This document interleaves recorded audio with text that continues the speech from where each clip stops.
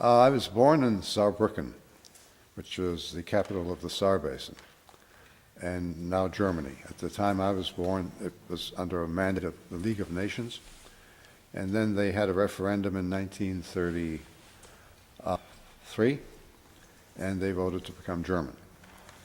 So as a Jewish family, we emigrated to Luxembourg in 1935, left Luxembourg for the United States in 1938, and I grew up in New York.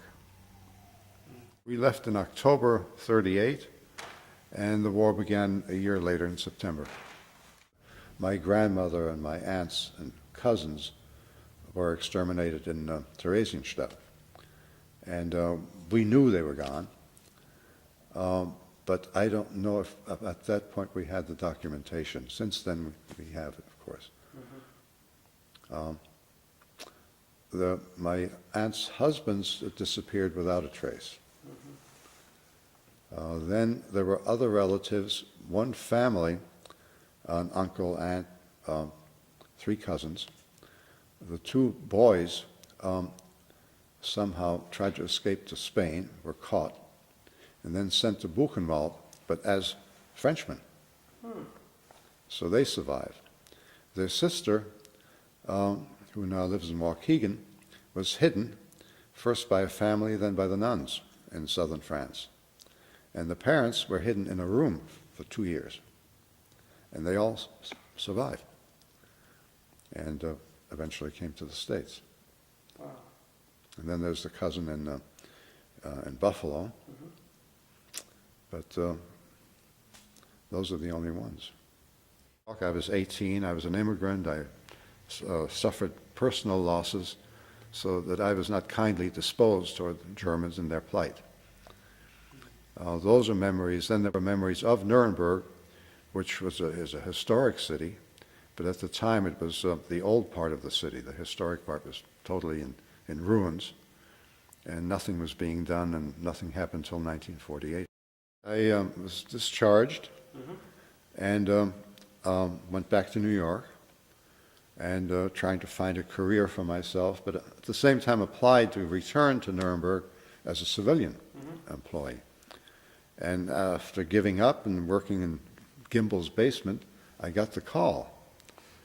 And they, almost overnight I had to get ready, and they gave me an exam to me and to 12 others, which consisted of translating something in Time magazine. And of course I passed. Well, they flew us over.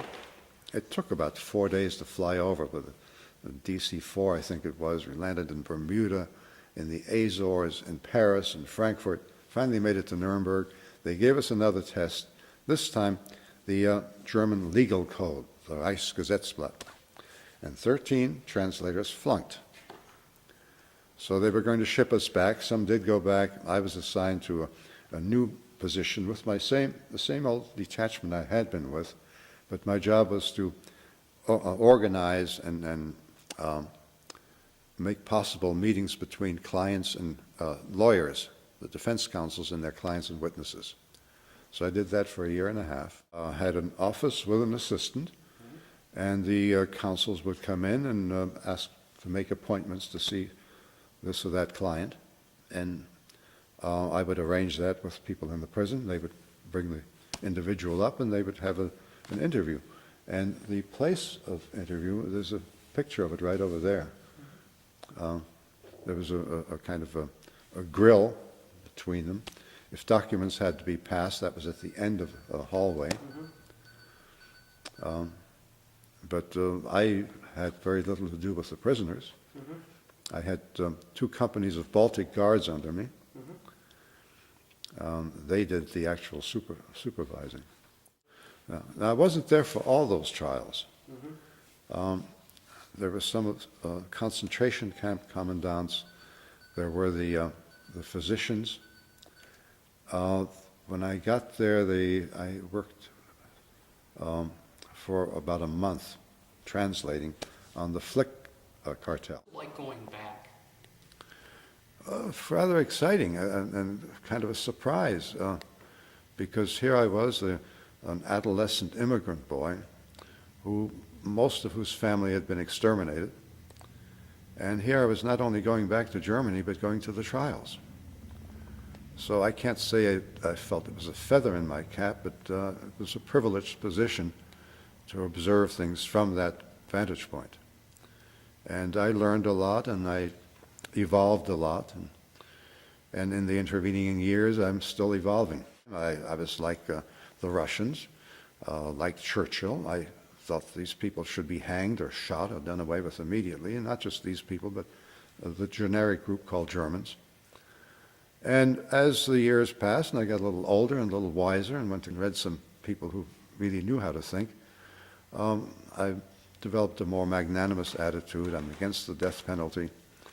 Although,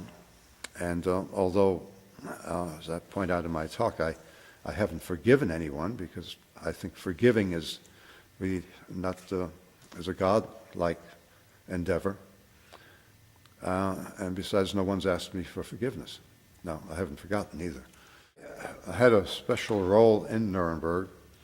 I worked at the prison as a member of a security detachment, and I was one of 4 people who censored mail going in and out of the prison, so that I had access to letters coming to and from people like Goering, Hess, Ribbentrop.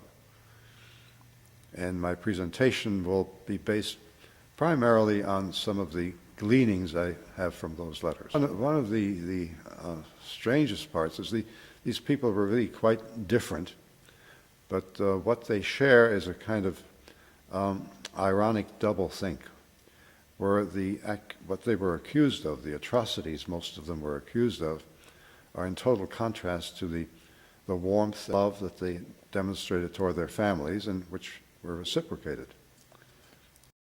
Goring was the strongest, the most intelligent, the most perseverant in maintaining some kind of defense.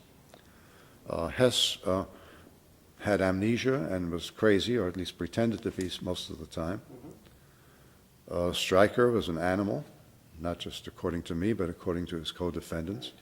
There was a passage built by the Americans which led from the prison to the Palace of Justice, the courtroom. And one day I was dealt to the prison. I was in that passageway, and coming the other way was Goring, followed by a guard. And the passageway was only about 4 feet wide, so I instinctively stepped aside. I don't know why, I didn't have a chance to think about it, but he was an imposing man. He was walking fast, and I was sort of in the dream world. But I resented that. I still resent that, the fact that I was intimidated by this man. But I was.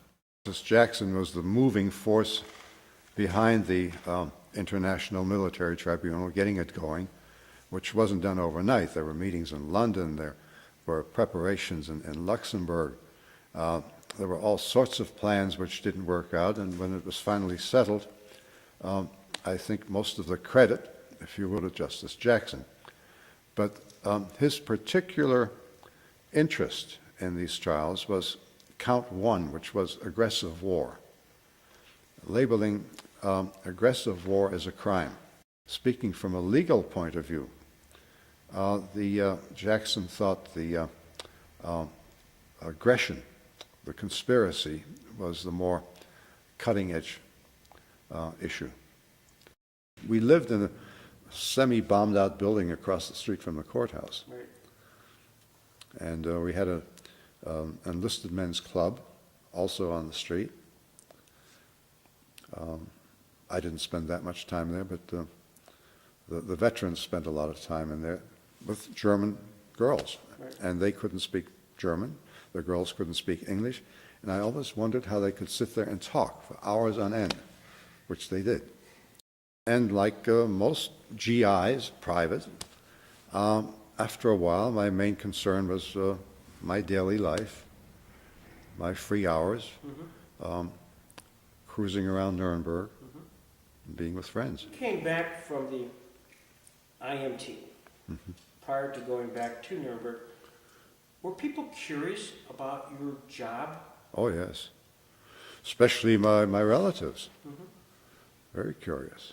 What did they ask? What was, Well, they asked about my meetings with some of the major accused, convicted. They also asked me about the German people. While there, I had occasion to go back through my hometown, Saarbrücken. I somehow got to be on a convoy to go to Luxembourg to pick up German prisoners of war who came to Nuremberg to work in the prison. So I got to see my hometown, which I was delighted to see in rubble.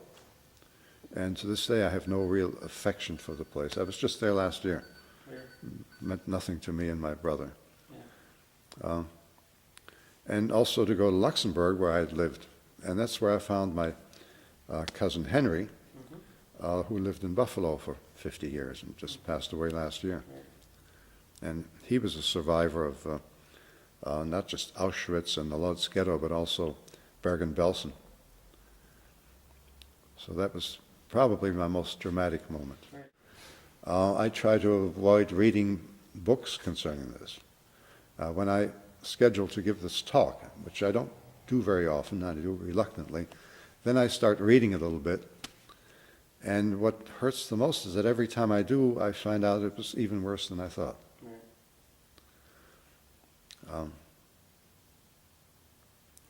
So I don't do it very often. Oh, I think if you pick up a newspaper nowadays, it's very clear that there is a legacy. Not that everyone approves of all that happened at Nuremberg or all that didn't happen at Nuremberg, but Nuremberg fell into oblivion for about 10 years after. And then with, I forget exactly when it happened, but about 10, 15 years later, it became prominent again. Vietnam, because remember Bertrand Russell had a mock trial where we were the criminals. And since then, the genocide in Rwanda, in Bosnia, in Cambodia, this Nuremberg always comes up. And the subsequent trials in these places, South Africa also, it's a drop in the bucket. But as one Tutsi woman said in Rwanda, who had somehow gotten through it, was hidden by Hutus, she said there's no way to get at all these people. There was so much killing going on that even the children were killing children. I mean, you're talking, there was 500,000. Cambodia, they say 1.7 million. And then these last butchers in Iraq, some of the things they perpetrated on human beings. So it's not over, it's still there. And especially with Iraq, there's been a number of articles recently about potential trials. No one has said anything definite yet, but they're thinking about it. I think it's somewhat premature. It's also kind of risky because if Justice Jackson's interest in aggressive war is really that important, yeah, Saddam Hussein invaded Kuwait, but some other people did some invading too, aggressive war. I could say it's preemptive war, but preventive war, but you better find what you're preventing. I knew the center existed because I met Mr. Peterson some time ago, and he's talked about it, but I had no idea it was so luxurious and so vast and so well, there's so much going on here.